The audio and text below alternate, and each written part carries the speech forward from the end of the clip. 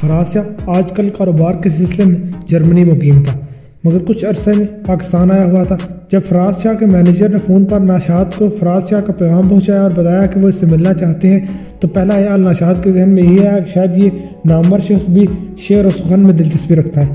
اگلے روز وہ فراز شاہ کے وسیع و عریض دفتر میں اس سے ملا تو یہ خیال غلط ثابت ہوا۔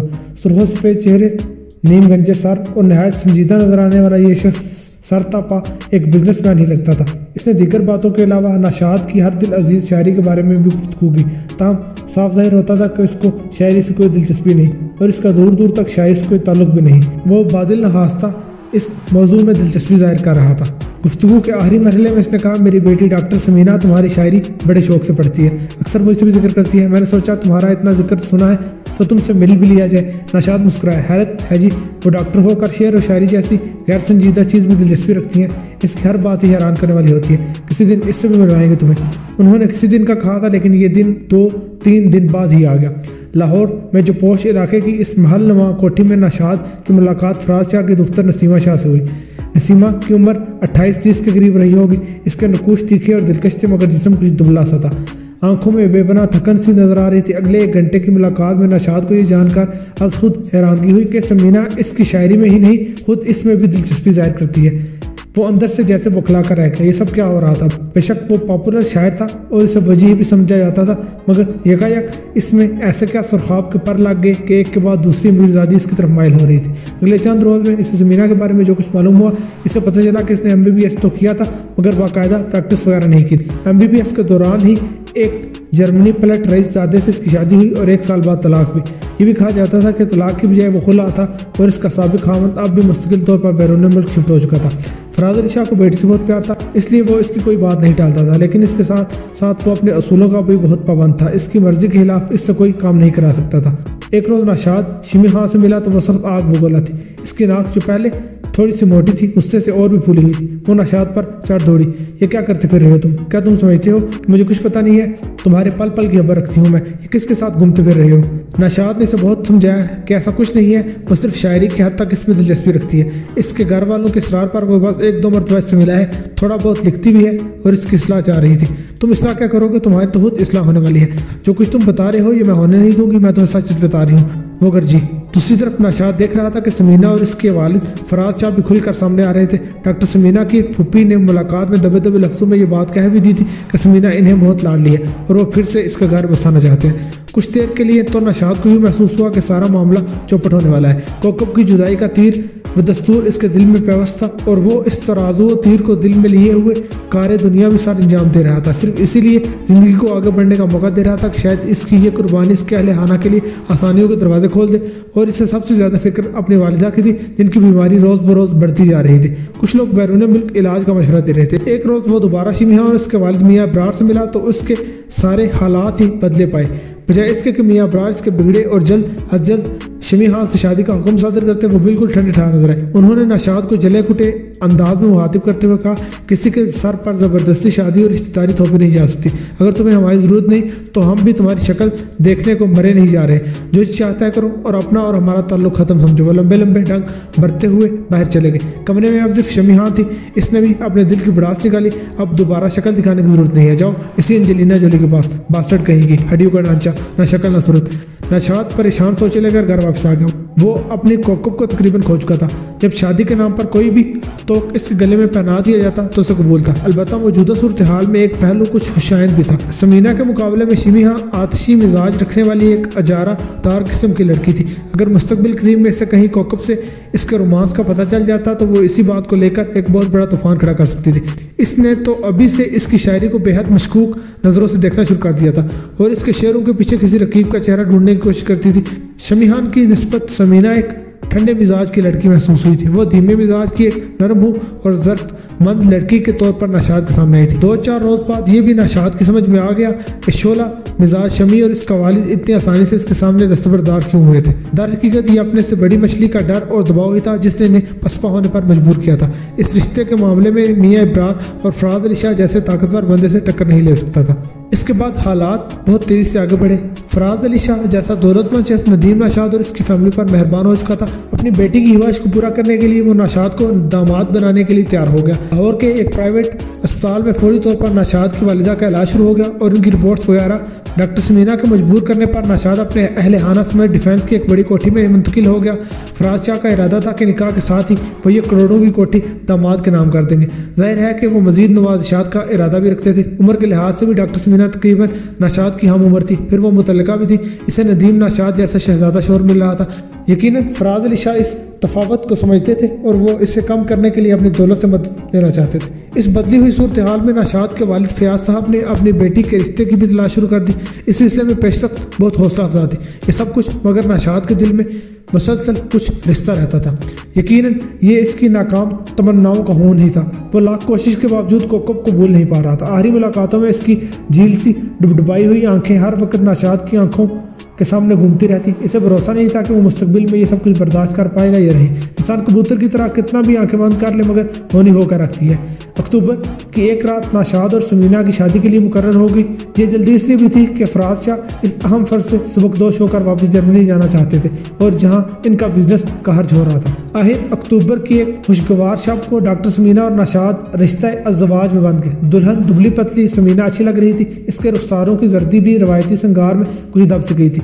اس رات ایک بند کمرے میں نوشاد نے کوکب کی وہ ساری نشانیاں اور تصاویر ختم کر دی جو برسوں سے سینے سے لگا کر رکھی تھی۔ آنکھوں کے راستے اپنے دل کا ناقابل برداشت بوجھ کچھ ہلکا کر کے چہرہ دھو کر اس نے خود کو نارمل کیا اور حجلہ عروسی میں داخل ہو گیا جہاں اس کی خواہش مند سمینا دلہن بنی بیٹھی تھی۔ دیدہ زیب کمرے میں جہازی سائز کے بیڈ پر وہ پہلو بے پہلو نیم دراز ہو گئے۔ شعر و شاعری کی باتیں ہوتی رہی، خاص طور پر نوشاد کی شاعری کی۔ نوشاد اپنے فرائض اور اپنی دلہن کے حقوق کو سمجھتا تھا۔ اس نے سمینا کا حنائی ہاتھ تھام لیا اور اس کے کچھ قریب چلا گیا مگر پھر اچانک اسے چونکنا پڑ گیا۔ اس شب عروس میں سمینا کا رد عمل نہ ہونے کے برابر تھا۔ اس نے اپنا بدن تھوڑا سا چرایا اور اپنا ہاتھ نوشاد سے علیحدہ کر لیا۔ تمہاری طبیعت تو ٹھیک ہے نا؟ نوشاد نے نرمی سے پوچھا۔ اس نے نفی میں سر ہلایا اور بولی کچھ اچھا محسوس نہیں کر رہی، سر بہت بھاری ہو رہا ہے تو آرام کرو۔ نہیں نیند تو نہیں آ رہی، وہ سپاٹ لہجے میں بولی۔ وہ ادھر ادھر کی باتیں کرنے لگے۔ رات طویل اور خاموش تھی۔ کمرے میں بہت ہلکی سی آواز میں میوزک آتا۔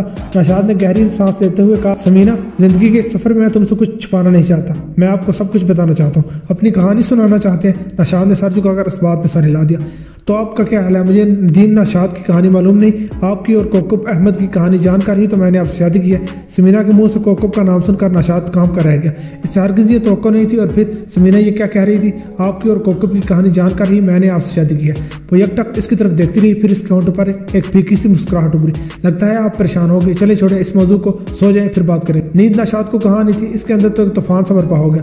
اسے اس پہیلی کا کچھ سمجھ نہیں آ رہا تھا۔ اس کی کہانی میں ڈاکٹر سمینا کا آنن فانن داخل ہونا، سمیحان اور اس کے اہل خانہ کو نوشاد کی زندگی سے باہر کرنا اور پھر یہ شادی، رات کا بیشتر حصہ نوشاد نے جاگ کر ہی گزارا، پھر غالباً آخری پیر سو ہی گیا۔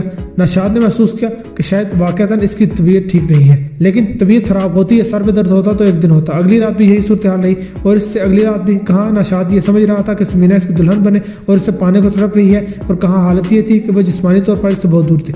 اس کے والد فراز علی شاہ اپنی لاڈلی بیٹی کی تمنا پوری کر کے اور اس کا منہ سر چوم کر شادی کے چوتھے پانچویں روز جرمنی چلے گئے۔ اب اس وسیع اور عریض کوٹھی میں بالائی پورشن میں 3-4 ملازمین اور 9 بیعتہ جوڑے کے سوا کوئی بھی نہیں تھا۔ نوشاد کے اہل خانہ نچلے پورشن میں تھے، یہاں بھی 2 ملازم موجود تھے۔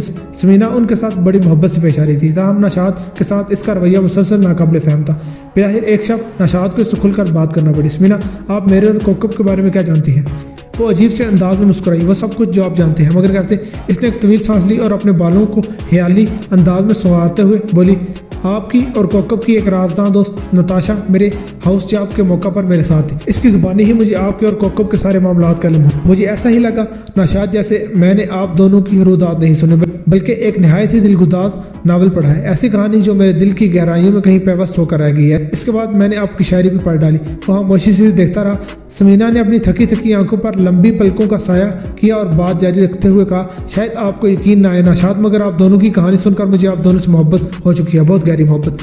وہ اس معمے کو کچھ بھی سمجھ نہ پایا، اس لیے خاموش رہنے میں ہی عافیت جانی۔ سمینا نے بستر کے کراؤن سے ٹیک لگاتے ہوئے کہا، آپ کے ذہن میں یہ سوال ابھر رہا ہوگا کہ اگر واقعی مجھے آپ سے محبت ہو چکی ہے تو پھر میں آپ دونوں کے درمیان کیوں آن بیٹھی ہوں؟ سوال آ رہا ہے نا آپ کے ذہن میں؟ نوشاد نے اس بات میں سر ہلایا۔ میں آپ کی باتیں سمجھ نہیں پا رہا سمینا، چلیں آپ کو صاف سیدھے لفظوں میں سمجھاتی ہوں۔ میں نے آپ سے شادی اس لیے کی کہ آپ کی شادی میاں ابرار کی بیٹی شمی سے نہ ہو۔ اگر آپ کی شادی اس سے ہو جاتی تو وہ آپ کا جینا حرام کر ڈالتی۔ وہ کیوں؟ وہ اس لیے کہ اس کے فرینڈ سرکل میں ایک دو میرے جاننے والے تھے۔ مجھے معلوم ہے کہ وہ ایک نہایت گھمنڈی اور تند مزاج کی لڑکی ہے۔ میں اس کی تند مزاجی کو جانتا ہوں، مگر آپ اس کو نہیں جانتے۔ ندیم نشاط، آپ شاعر ہیں نا، اور میں جانتی ہوں آپ کے دل پر بے پناہ چوٹ لگی ہوئی ہے۔ آپ نے کراہنا ہی کراہنا تھا، آپ کی آنکھوں سے خون رسنا ہی رسنا تھا، اور معاف کرنا یہ تو کوئی بڑی بات نہیں کہ مستقبل قریب یا بعید میں آپ کو پھر کوکب کی یادیں اپنی طرف کھینچ تھی، اور اس کی بنک شمی ہاں کو پڑ جاتی تو وہ آپ کی زندگی عذاب بنا دیتی۔ نشاط نے کہا، میں اس بات کو فالو نہیں کر پا رہا سمینا، جبکہ آپ میرے بارے میں سب کچھ جان چکی ہیں، اور آپ کو یہ اندیشہ بھی ہے کہ شاید میں مستقبل قریب میں کوکب کی طرف متوجہ ہو جاؤں یا اس کے لیے آہیں بھروں تو مجھ سے شادی۔ اس نے گہری سانس لی اور اس کی دبلی گردن کے سامنے ایک خوبصورت گڑا سا پڑ گیا۔ عجیب انداز میں نشاط کی طرف دیکھ کر بولی، میں آپ کو کوکب احمد کے ساتھ تقسیم کر سکتی ہوں نشاط۔ وہ حیرت سے سمینا کی طرف دیکھنے لگا، جیسے اس کے ہوش و حواس میں ہونے پر شک کر رہا ہو۔ یہ آپ کیسی باتیں کر رہی ہیں؟ وہ پھیکے انداز میں مسکرائی، پھر ہنسنے لگی۔ میں بس ایسی ہی باتیں کرتی ہوں، آپ چھوڑیں ان باتوں کو، چلیں مجھے اپنا کوئی فریش پوئٹری سنائیں۔ اس نے نرمی سے نشاط کا ہاتھ تھاما۔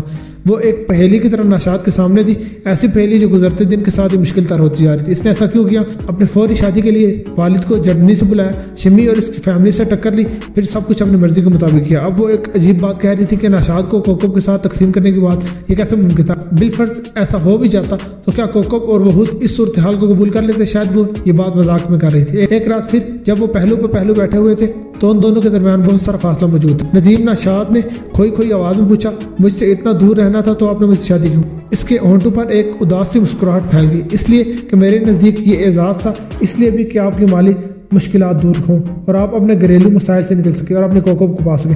وہ الجھے لہجے میں بولا، مگر آپ چاہتی تو شاید یہ سب کچھ شادی کے بغیر بھی کر سکتی۔ نہیں، یہ مشکل تھا، اس نے سنجیدہ انداز میں جواب دیا۔ بے شک ڈیڈی مجھ سے پیار کرتے تھے، مگر وہ کچھ معاملوں میں بہت سخت تھے۔ وہ مجھے ایسا کرنے نہیں دیتے کہ میں بلا وجہ کسی اجنبی کی مالی و اخلاقی مدد کروں۔ دوسری بات یہ کہ آپ پھر بول رہے ہیں کہ شادی کے بغیر میں آپ کو شمی خان جیسی لڑکی کے چنگل سے کیسے نکال سکتی۔ اس کی باتوں میں وزن تھا، لہٰذا کمرے میں ایک بار پھر نادر سی خاموشی چھا گئی۔ نیم گرم کمرے کے باہر کھڑکیوں کی شیشوں پر یہ بستہ رات کی نمی تھی اور درخت جیسے منجمد کھڑے تھے۔ کمرے میں دیر تک سے ٹی وی آن تھا، مگر ان دونوں میں سے کوئی بھی اسے دیکھ نہیں پا رہا تھا۔ نشاط نے صاف کر دیا، خاموشی اور پختہ ہو گئی۔ تب نشاط نے گمبھیر آواز میں کہا، سمینا اس دن آپ نے مجھ سے بہت عجیب بات کہی کہ آپ مجھے کوکب کے ساتھ تقسیم کر سکتی ہیں۔ میں اس بات پر بڑا حیران ہوں۔ وہ مسکرائی، اس میں حیرانی کی کیا بات ہے نشاط؟ ایسا ہونا ہے، آخر ہونا ہے، اور جب اس معاملے کو زیادہ دیر نہ چلنا ہو تو پھر یہ اور بھی آسان ہوتا ہے۔ کیا مطلب؟ میں نے جو تقسیم والی بات کی تھی نا نشاط، وہ صرف 7-8 ماہ کے لیے تھی، اور پھر وہ مزید حیران ہوا۔ سب کچھ ختم ہو جائے گا، میری طرف سے الوداع۔ الوداع؟ کہاں جاؤ گے تم؟ جہاں ایک دن سب جاتے ہیں، سب کو جانا پڑتا ہے۔ اس کی آواز میں سمندر ہلکورے لے رہا تھا۔ اس رات، ہاں اس ستمگر رات میں نشاط پر انکشاف ہوا کہ ڈاکٹر سمینا کینسر میں مبتلا تھی۔ وہ مسیحا تھی، مگر خود مسیحائی کی پہنچ سے دور ہو چکی تھی۔ شادی کے بعد جو بھاشن ہوا تھا، اس نے سمینا کے اندرونی نظام کو بے حد متاثر کیا تھا۔ یہ اندرونی نقصان 8 ماہ کے اندر ہی یوٹرس میں ہوا تھا، اور اتنا بڑا کہ بیماری کئی حصوں تک پھیل گئی، خاص طور پر اسپائنل کینال تک۔ ڈاکٹر سمینا کو علم تھا کہ اس کے والد یہ اندوہناک صدمہ نہیں سہ سکیں گے۔ ان کا زیادہ بیرون ملک گزرتا تھا، اور سمینا نے آج تک انہیں اپنی اصل حالت سے بے خبر رکھا ہوا تھا۔ وہ فقط اتنا ہی جانتے تھے کہ سمینا کے پھیپھڑوں میں کسی وقت پانی جمع ہو جاتا ہے، جس کے لیے وہ باقاعدہ علاج کروا رہی ہے، اور وہ کچھ ہی دنوں میں بہتر ہو جائے گی۔ یہ 10-12 دن پہلے کی بات ہے۔ نشاط کی خوبصورت کوٹھی میں نشاط اور کوکب احمد آنکھوں میں آنسو لیے درد سمینا کے روبرو بیٹھے تھے۔ اس نے دونوں کا ایک ایک ہاتھ تھام رکھا تھا اور کہہ رہی تھی، میں نے تم دونوں سے بہت پیار کیا ہے، بہت زیادہ۔ تمہاری 5 سالہ محبت کی کہانی سنہری حرفوں میں میرے سینے میں درج ہے۔ یہ کہانی مجھے بہت تکلیف دیتی ہے، لیکن میں چاہتی ہوں کہ اب یہ مجھے تکلیف نہ دے۔ میں تم دونوں کو ایک دیکھنا چاہتی ہوں۔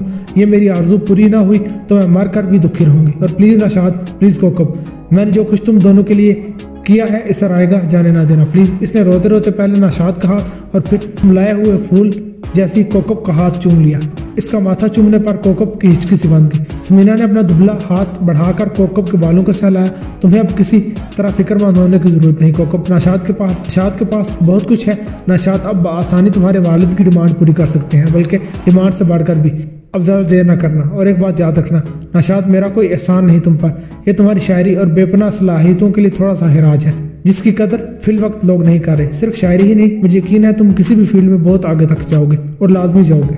कोकब ने जज्बाती अंदाज में समीना का हाथ अपने रुखसार से लगाया और रोते हुए बोली, आप बस अच्छी हो जाएं, सब अच्छा हो जाएगा, आप जो कहेंगी हम करेंगे। मैंने जो कुछ भी किया और आज तुम दोनों से जो कुछ भी कहा है इसे हमेशा राज रहना चाहिए। खासतौर पर मेरे डैडी को कुछ पता नहीं चलना चाहिए। वो पहले ही से मेरे हवाले से एक बड़े सदमे से दो चार हो चुके हैं और वो सदमा वाकई फराज शाह के लिए बहुत बड़ा था। एक बहुत बड़ा तूफान आ गया। फराज अली को जब मालूम हुआ कि इसकी बेटी ने इससे अपनी निहायत संगीन बीमारी को छुपाए रखा है तो वो दीवाने से हो गए। शुरू में तो लगा वो सदमे की शिद्दत से जान दे देंगे, फिर जब वो कुछ संभले तो उन्होंने बेहतरीन डॉक्टरों और सर्जनों को अपनी बेटी के गिरद जमा कर दिया। मगर ये मालिश क्या करते, अगर कुछ किया जा सकता तो पहले ही हो जाता। रीढ़ की हड्डी में सराहियत करने वाले कैंसर ने समीना को लाइलाज कर छोड़ा था। वो ऑपरेशन के काबिल नहीं रही, फिर इसे फौरन अमेरिका पहुंचाया गया जहां एक माइनर ऑपरेशन भी हुआ। वो 2 माह तक वहां रही, फिर वापस पाकिस्तान आ गई। इसका वक्त पूरा हो रहा था। डॉक्टर दुआओं के जरिए बस इतना कर सकते थे कि इसकी जिंदगी के 2-4 माह से बढ़ाकर 8-10 माह या साल कर देते। लाहौर की इस कोठी में एक कमरे को अस्पताल की शक्ल दे दी गई और वहीं पर इसको दवाएं वगैरह दी जाती। नशाद को इसकी देखभाल के अलावा कोई और काम नहीं था। अक्सर कोकब भी इसकी तीमारदारी के लिए पहुंच जाती। समीना के लिए पाकिस्तान वापस आने के बाद डॉक्टरों का ख्याल था कि वो मेडिकेशन के सहारे 8-10 माह तो गुजारा कर ही सकती है, मगर वो तेजी से खत्म हो रही थी। इससे बस यही फिक्र थी कि कोकब और नशाद का मेल का मामला किसी खटाई में न बढ़ जाए। नशाद को इस बात का शक था कि वो मौका ताक कर अद्वियात लेने में घपला करती है, लिहाजा इसकी ख्वाहिश होती थी कि वो इसके सामने दवा कहे। सब कुछ हुआ मगर होनी होकर रही। पाकिस्तान वापसी के सिर्फ 2.5 माह बाद वो चल बसी।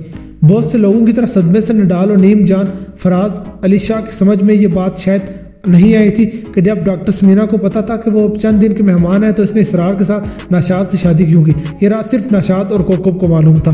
जिंदगी आहिस्ता आहिस्ता अपनी नई डगर पर हरकत करने लगी। कोकब और नशाद की मोहब्बत ने मौसमों में खुशबू और रंग भर दिए। नशाद ने बहुत अच्छे तरीके से बहन की शादी की और अपने वालिद फयाज साहब के मशवरे से इसने सॉफ्टवेयर की एक बड़ी फर्म बना ली और कराची में भी इसकी बड़ी शाख कायम कर ली।